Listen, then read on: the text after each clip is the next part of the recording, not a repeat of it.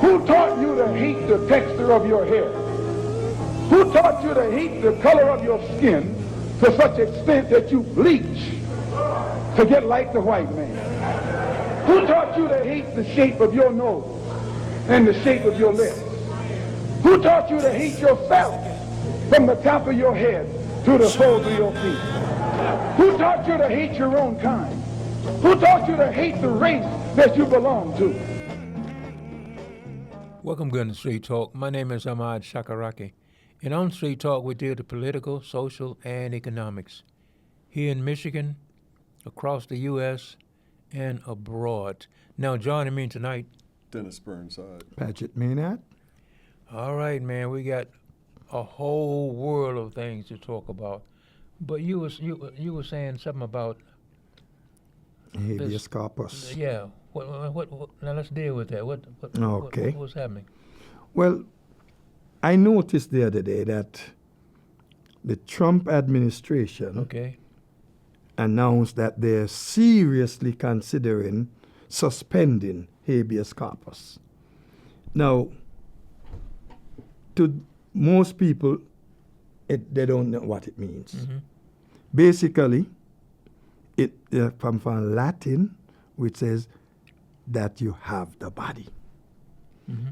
If you have arrested someone, they have the right to file a writ of habeas corpus. This is to protect you from unlawful detention, unlawful deportation, and other things. And we see Trump is really on the rampage now about deporting people. Mm-hmm. Yeah.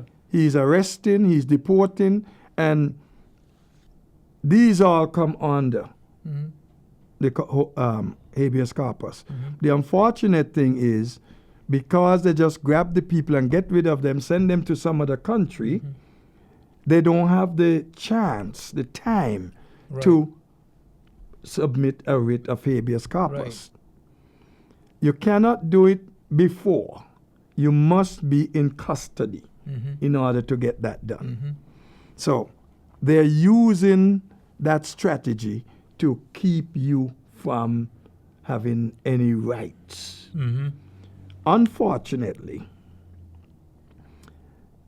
if you go back long enough, far enough, you'll see where, a matter of fact, Lincoln was the first president who had any dealings with this, and he wanted to just do whatever, lock up. Lincoln. Okay. But eventually, he gave in. There was some contention with him and the Supreme Court justice. I think he was the Chief Justice at the time too. But Lincoln finally gave in and went to Congress to make a law so that it could legitimize him doing that. It's okay. It's enshrined in the Constitution. And listen, a lot of people may not realize it, but the Constitution says in the Amendment 1, Section 9, 2, the privilege of the writ of habeas corpus shall not be suspended unless when in cases of rebellion or invasion the public safety may require it. Okay, well. Two things there. Okay. Rebellion, invasion. Trump is pushing on suspension of the habeas corpus.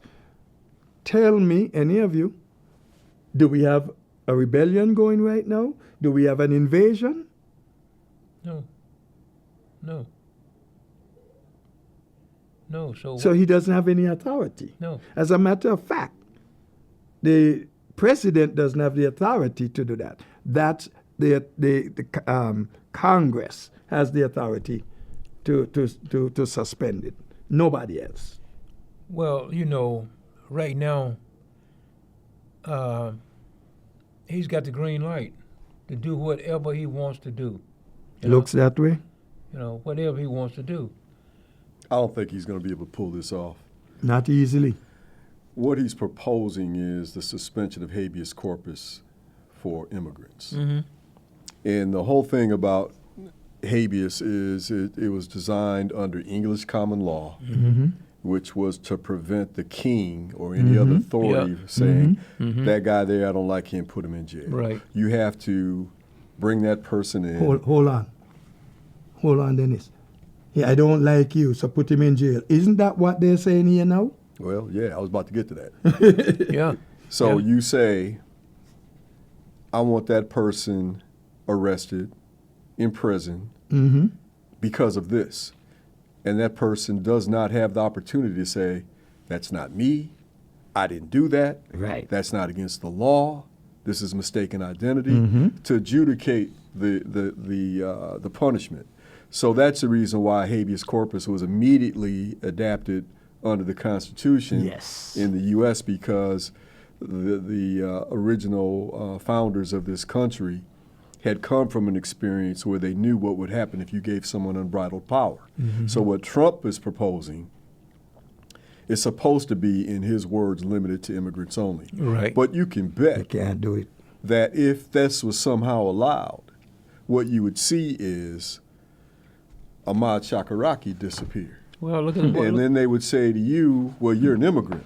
And you say, no, I'm not. I was born here in the United States. I was born in Clarksdale, Mississippi. Well, too bad you won't get a chance to prove it because there's no court hearing. Exactly. We won't look at your birth certificate. We won't look at your social security number. We won't look at your U.S. Army record. We just decide that you don't belong here and you're We gone. said. So that's the danger of this thing. Not only is it patently illegal vis-a-vis the immigrants, it's a slippery slope that can be applied to anyone here in the United States at the whim of a jerk like Trump. Yeah, but the thing is that right now, the Congress and everything is these people are behind. They're behind everything he's starting.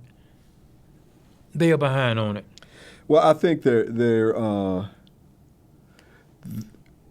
I think there are enough Republicans, not many, but I think there are enough Republicans who are recognizing the danger of this and will go along with it, and B, starting to see that Trump's political power is starting to wane.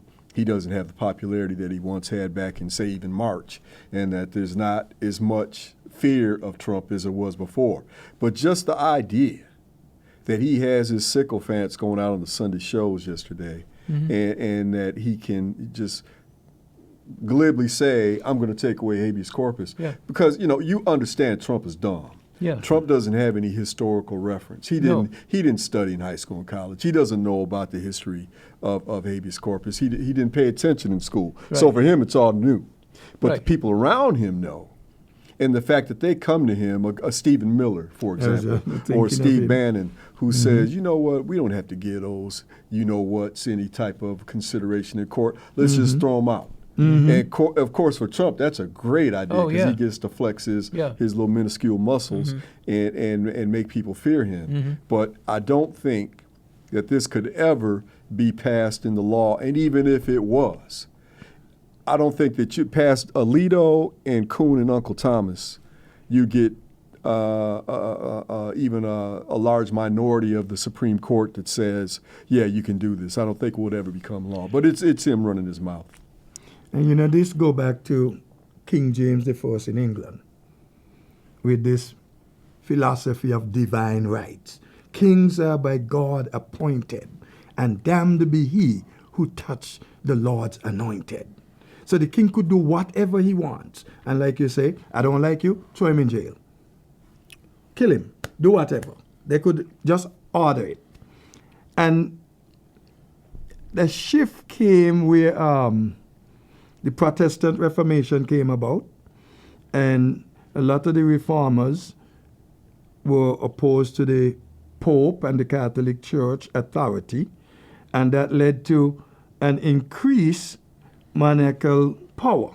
You see, because they kind of push away from the church, so the king was now getting that. Okay. And that's where they come off. We have people today even that feel they have this divine right. For example, you bought a ticket first class on an aeroplane to go wherever. You have seat 1A. Okay. The attendant there on the flight, she looks at you. He doesn't look it. You don't look the part of who they expect to be in first class. You're black, number one. All this beard, that doesn't cut it here. You must be... And they can move you. You are in the wrong seat. You show your boarding pass, they read it, they see it, but still you must move. Somebody else comes in, this is my seat. I'm always there. I'm a platinum member. Baloney. You pay the same money like anybody else, but they think they have this right because I usually sit there. No. And Donald Trump, he picks up on this, and he thinks that he has a right to everything in the government of this country because he carries the title of president. Well, he believes that the people elected him to do just what he's doing. He believed that's what he says, you know. Okay, and so he's pushing this. He has this divine right to do whatever. Hey, you know, and so far, Congress haven't stopped him on any things he's trying to do. You know, maybe one or two things they stopped him on, but most of the things he's trying to do them. You know, because Congress is sitting on the tail doing nothing. And see, one of the things is that I was telling y'all one time here is that this guy they was talking to, he was saying, he was talking, this and that, and the guy was interviewing him and said, well, you gonna, no, I next year is election time. So, you know, I mean, so what good is it for them to know these things if they're not gonna push forward with them? I guess what I want to people to hear and learn and understand that this provision is there. It's in the Constitution, and they have a right to it. And they should not sit back and let Donald dump all over them. Well, you know. What are you looking for out of Congress? I'm looking for them to say something, you know. Well, all of them I've heard say anything, like I was saying about this one guy, you know. He was saying something off the record, but then when the guy asked him, "What about this and that?" he said, I'm running for, I'm got to get elected again next year. Well, you got two separate issues there. You got a man who wants to be reelected to Congress, not to do the people's bidding, but to make money. Citizens United thinks to Citizens United, it's a way to become a millionaire, multimillionaire, just by being in Congress for a couple terms. So that's his real answer. Whether or not he agrees with the substance of any particular bill they don't even pass bills anymore. It's all executive orders. Any particular tweet or Truth Social crap that Trump talked, that's another issue, and he may agree or disagree with that.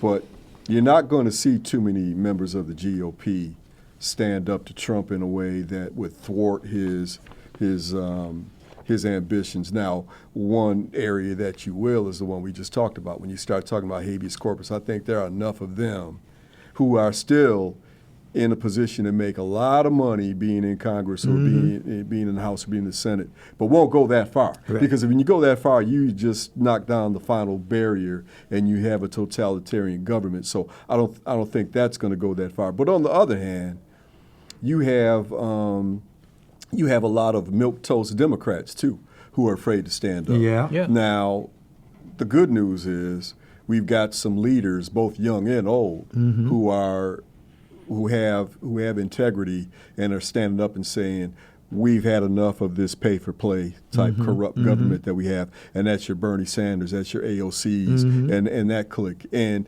that's the reason why when they have an event anywhere in the country, doesn't matter if it's a red state, doesn't even matter if it's a red district in a red state, they pack people in because people want to hear what they're talking about. They're sick and tired of the corruption. It's become so blatant now that you have Adolf Hitler, a.k.a. Agent Orange, a.k.a. Donald Trump, accepting a gift from Qatar of a 747, which is being retrofitted with all the gaudy gold trimming and accoutrements that Trump likes in his gaudy properties. And they're probably going to put in some spying apparatus in there. And if they don't have it in there, Trump will put it in there to meet for his handler Putin's satisfaction. And that plane, this is a 747. It's hard to find a 747 when you're flying across country. Yeah. They'll pack you into a 737 all day, or even some of the regional jets. Yeah. I fly fairly frequently, and most of the time I'm packed into a tuna can. Now, 747, you feel like you're living in the lap of luxury. Trump will have this plane immediately revert from Air Force One to his presidential library in perpetuity, which means it's his property. Yeah. And this is a blatant bribery scheme that will probably go unaddressed. You'll have people squawk about it, but you won't have any investigation. You won't have any hearings. You won't have any impeachment movements for violation of the Emolument Clause, as it should be. People are just going to sit on their hands on the Republican side, and then they'll run for Congress or other offices talking about how they love the Constitution and freedom and liberty and the United States is the greatest place on earth, and they're turning it into a banana republic. Let me rephrase that. They have turned it into a banana republic. Yeah. That's better. Yeah. But my question on this plane, if they have have it properly refitted and everything to replace Air Force One, who is going to be doing that? The people over there? Qatar. They're going to do all of that? Qatar. Well, wait. Doesn't Air Force One shouldn't it be, or isn't it supposed to be, is it? Air Force One is perfectly functional. I know. There's nothing wrong with it. I know. So if Qatar decides that they're going to give him a plane and they're going to outfit it, do you think they're going to go back to anyone in the United States to say, what's your specifications? You really think my that? thing there where I'm heading, if they're doing all of this, how much privacy, secrecy, whatever, in terms of when the president has to speak to his national advisors, etc., on any emergency or whatever business that the president must attend to whilst he's on the plane? Like I said, don't you think that somebody else they're going to wire here? it for spying, and everything that he says, every Big Mac fart he lets out, he's going to be captured. Every Diet Coke burp he lets out, Putin will hear it. Of course, it's not secure. That's the point. It's a quid pro quo on top of top of them having access to what minutia comes out of Trump's mouth. They also own this dude. You owe us. So now, what do they get out of it? Let me ask and what does Qatar, yes, which is ostensibly a U.S. ally, but also does plenty of business with Russia, and they're less politically and ideologically aligned, and more financially aligned. They do what's good for the bottom line. And if that means on this particular issue, we are in alignment with the West, which is NATO and the United States, or on that particular issue, we're in line with Russia, China, and the BRIC nations, that's what they'll do. So anything that they're doing right now vis-a-vis Trump is all about their long-term benefit. And Trump's doing the same thing with some of these things he's doing with these valueless tokens he does. He puts them out there, people buy them up. The value crashes. His red hat wearing MAGA crowd who lives in Hooterville, Iowa somewhere. They take a couple $1,000s that they don't have by them. It crashes in value. They're left with nothing. Yeah. But the people who first got in, they either benefit as you would in a Ponzi scheme, or they got the goodwill of Trump down the line. They can afford to throw away a couple $100,000. It doesn't mean anything because now they got Trump in their pocket. Yeah. So just going to say they have access. Yeah. So the man is it's funny, man. In my bathroom, I have a poster, which is the 42 Negative Confessions of Ma'at. And that is where the organized religions, which came thousands of years later, got their marching orders. That's where the 10 Commandments comes from. And I'm looking through this list, and I'm thinking about a man like Trump. And he violates every single one of them. And he is simply self-interested. I'm going to get mine now. And I don't care if it hurts my children. I don't care if it hurts my wife. I don't care if it hurts people who vote for me. I got to have it. And, and before we let this show go, man, we need to talk about Epstein a little bit because that's back in the news. I don't know if you guys heard this weekend, but there was an undercover, I guess reporters is being too generous, but there was an undercover operative who works for James O'Keefe. And if you guys remember James O'Keefe, he's the one who took over Breitbart after Breitbart dropped dead of a heart attack and joined Satan for lunch. James O'Keefe is a slimy, dirty, low-down some gun, but he's also deeply interested in what's really on that Epstein file in those tapes. So he sends this operative to sit down and talk with the Attorney General. I forget her name now. I should know that off the top of my head. The young blonde woman who's Pam Bondi. Pam Bondi. Who, by the way, before we get off the plane coming from Qatar, that deal was negotiated by Pam Bondi behind the scenes, who was once a key. I guess you would call her a go-between for the Qatar government and the United States government. She worked for years doing that. So, but anyway, she's sitting here not knowing she's being taped by this operative, and admits that they've got she said, we've got tens of thousands of videos of underage people being sexually abused, and we just have to sort through them all. Now, okay, fine. But why last week did you just say there's really nothing there? We don't have anything else to bring forward. The little bit that we do have, we're vetting, we're going to get that out there.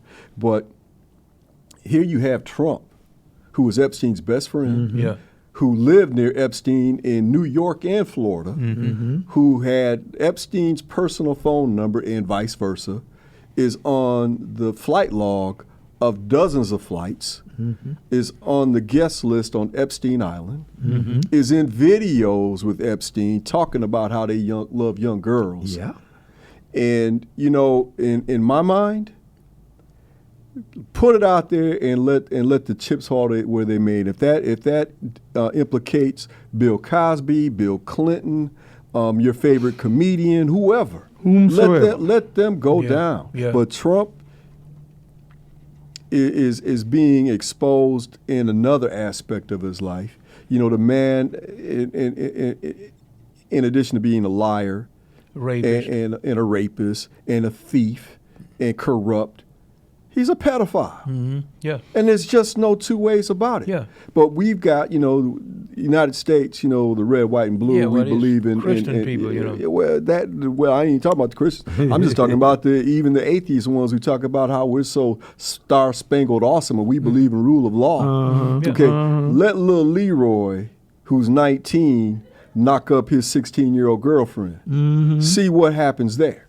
Yeah. But with Trump, he's running through babies. Yeah. You know, they're raping these young Yeah. girls, Oh, yeah. and there's Actually. there's no repercussions. Yeah. There was It's that enough to case infuriate you. where this girl claimed what he did, and when she said, "What if she get pregnant?" he throw her some money and say, "Go get rid of it." Yeah, yeah. Because he one of the things that she said in particular is he refused to use a condom. Mm-hmm. And then you have the witness who came forward. I forget her name now. She lived in Australia. Who said she had more to say, and all of a sudden last week commit suicide, even though she had written that if anything ever happens to me, know this: I will never kill myself. Even though her family said she was in love with her family, she was in love with her children, she was happy, we don't think she did this. So, you know, it's a sinister thing, man, and it all revolves around this crook in the White House. Well, how about this, man? Trump said, he said this, I believe, Saturday, either Friday or Saturday. But he said that them in China had come to a thing, but then all his people were saying no, they hadn't. They hadn't. You know, he was out here lying about. Trump got to lie. Yeah, he got to make it sound like he did something. And there's people who working for him saying no. They have. As a matter of fact, I can't even think of the man's name. Over where Italy or wherever they were meeting, said they had some good talk, basically. Yeah. But we don't have anything yet. No. And you don't have it until it's all gone through Congress and approved. But Trump wants you to believe that he did such a great job. Oh, we got China in our pocket. Yeah, you know. Well, what part of it is it's market manipulation. He makes these claims in order to boost up the market temporarily for the people who jump on it. And then it crashes, and the latecomers, you know, the ones who watch on Fox News, they're the ones who get burned. Mm-hmm. But it's also his insecurity and his inability to really negotiate a treaty or anything else that requires complicated thinking, because he's just not that smart. So he goes out there and he says, "Oh yeah, we talk with China every day. We're talking to China." China comes back and says, no, we ain't talking. Yeah. We haven't talked to him at all. Yeah. And you know, Japan is infuriated. Okay. China's walking out on meetings when they do have a meeting. It's an absolute feces show, and the people who are paying the prices are the people who go to the grocery store, and eggs are now 3 times what they were in January, and inflation is about to kick in, and you know, school supplies are going to be exorbitantly expensive. And Trump's advice is, instead of having $5 or $6, just get 2. Yeah. Instead of having 250 pencils, just get 5. Yeah. You know, it's so infuriating, man. Yeah. And people go along with that and they say, "Yeah, that's my guy." Yeah. Why? You know why? Because he hates who they hate. Yeah. He's a racist like they're Yeah. racist. And that's one thing that they can get with him on.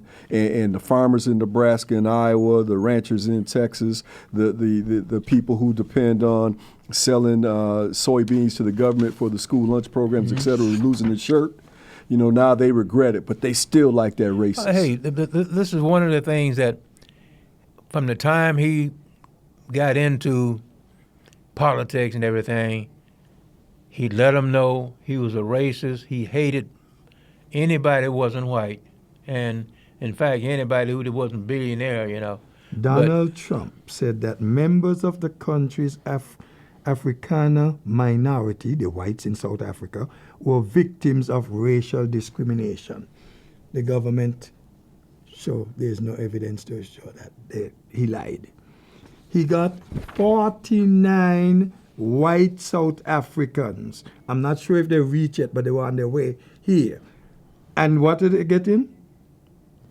They were being granted refugee status by the U.S. Well, but the blacks, the browns, they can't come. Well, but that's him, you know, and that's the way it's going to be for a while in the U.S. You know, the U.S. has always been the racist place, one of the racist places it was, and hey, that's the way it is. My name is Ahmad Shakaraki, And we catch you down in the next block for more Street Talk. Peace. Don't let anybody make you think that God chose America as his divine messianic force to be a sort of policeman of the whole world. God has a way of standing before the nations with judgment, and it seems that I can hear God saying to America, you are too arrogant. If you don't change your ways, I will rise up and break the backbone of your power, and I'll place it in the hands of a nation that doesn't even know my name. Be still and know that I'm God.